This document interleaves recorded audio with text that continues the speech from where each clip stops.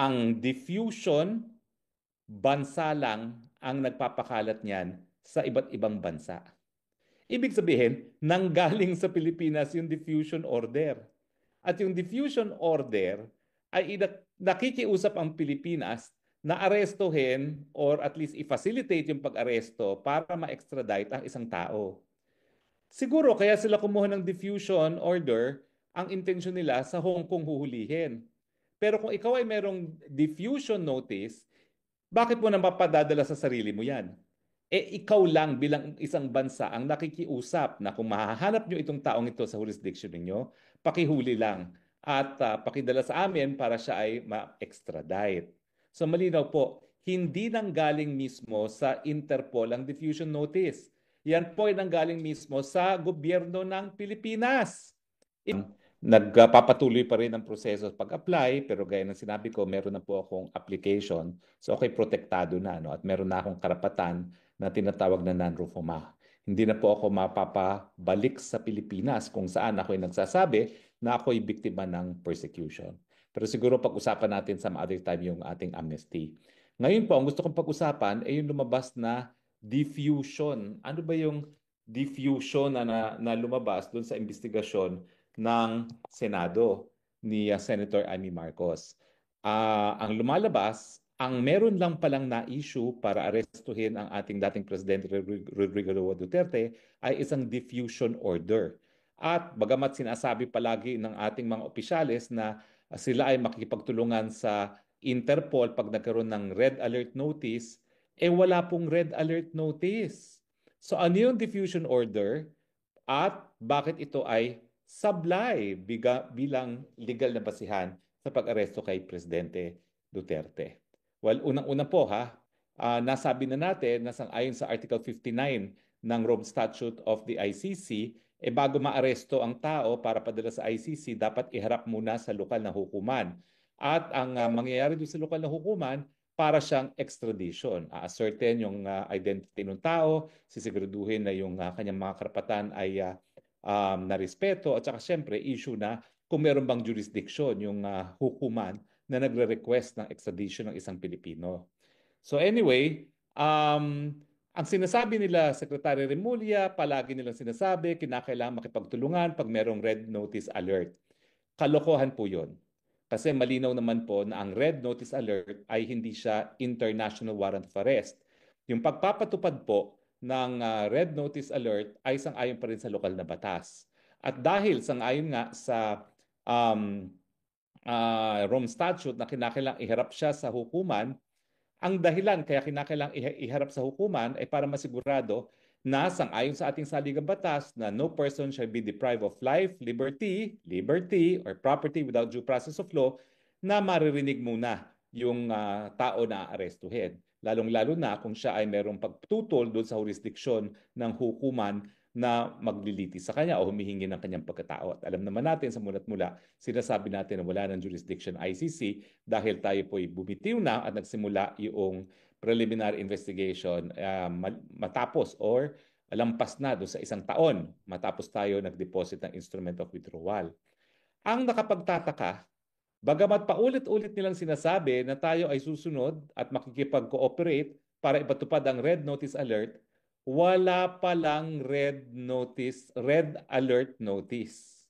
Wala palang red alert notice. Now, ano ba ang pagkakaiba nitong sinasabi na red alert notice, no? At saka yung Interpol diffusion? Well, unang-una po, ang diffusion, bansa lang ang nagpapakalat niyan sa iba't ibang bansa. Ibig sabihin, nanggaling sa Pilipinas yung diffusion order.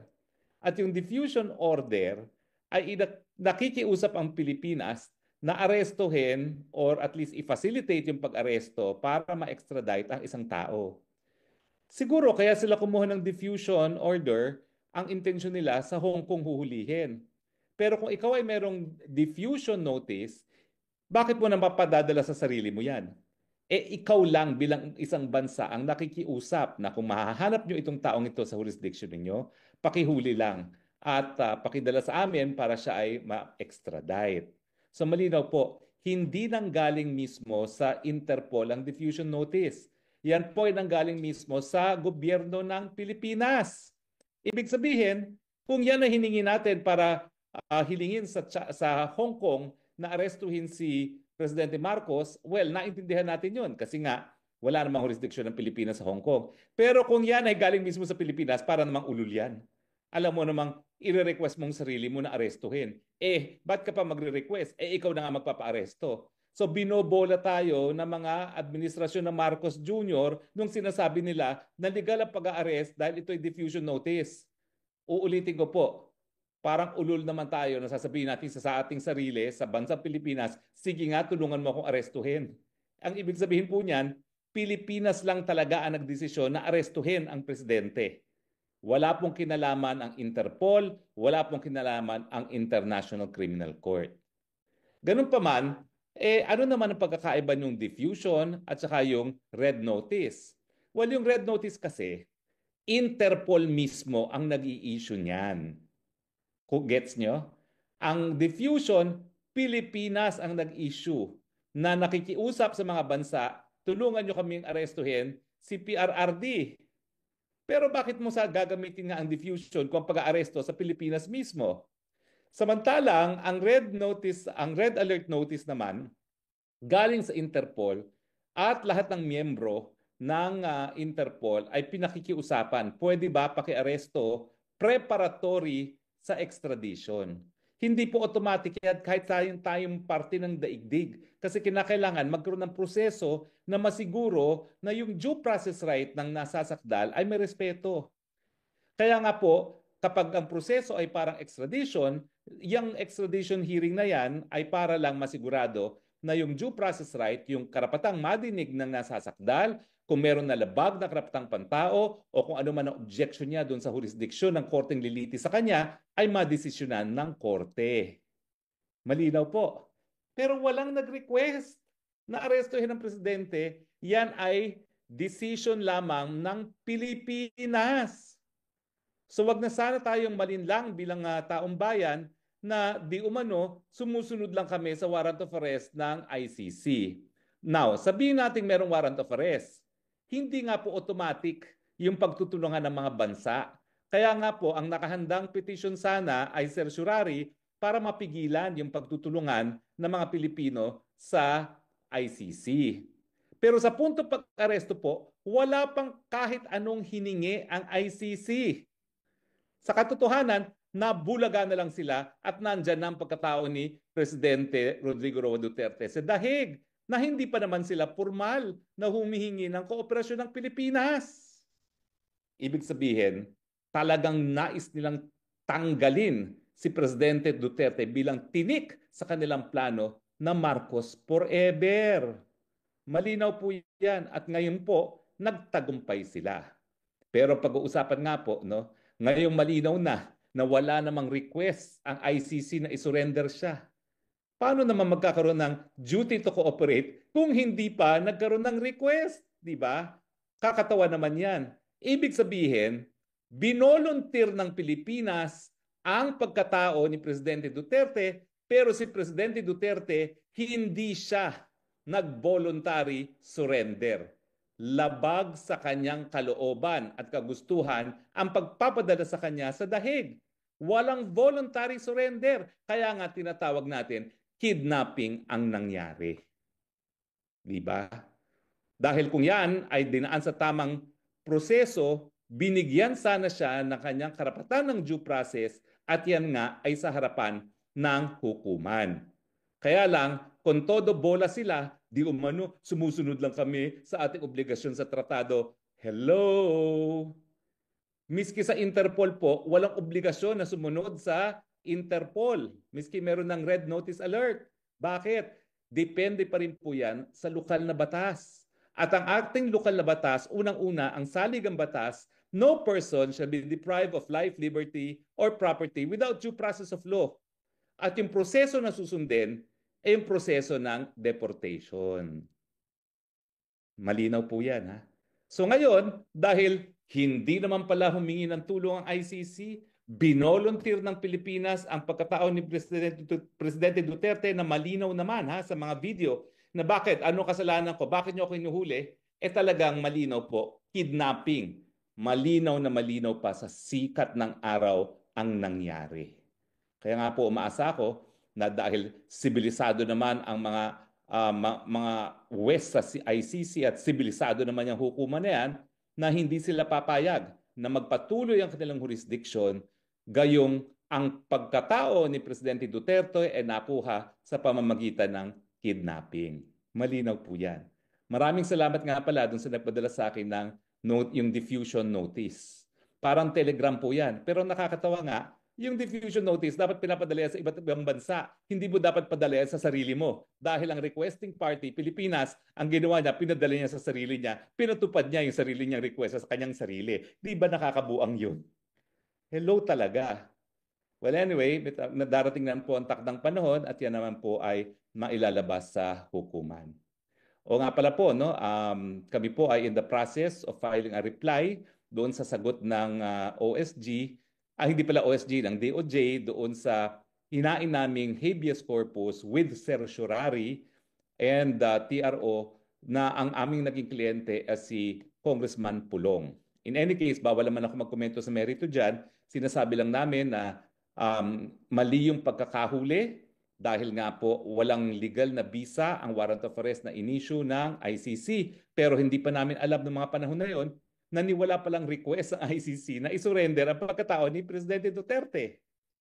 Kaya naman nagkaroon ng certiorari kasi nga kung sila ay makipagtulungan, yan ay magiging grave abuse of discretion dahil walang basihan talaga para tayo makipagtulungan dahil tayo po nga ay nagbitiw na sa pagiging miyembro ng ICC. Pero yan naman po ay statement of fact lang. Hindi na po ako magsasabi kung tama ako may mali dahil yan naman po ay nakabinbin na sa hukuman.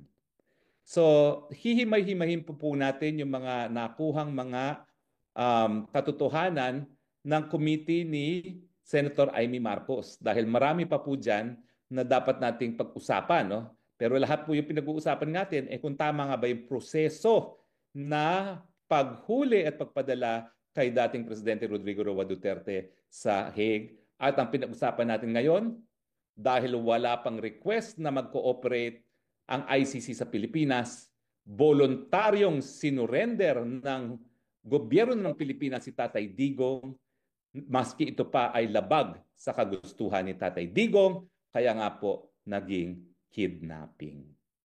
Okay?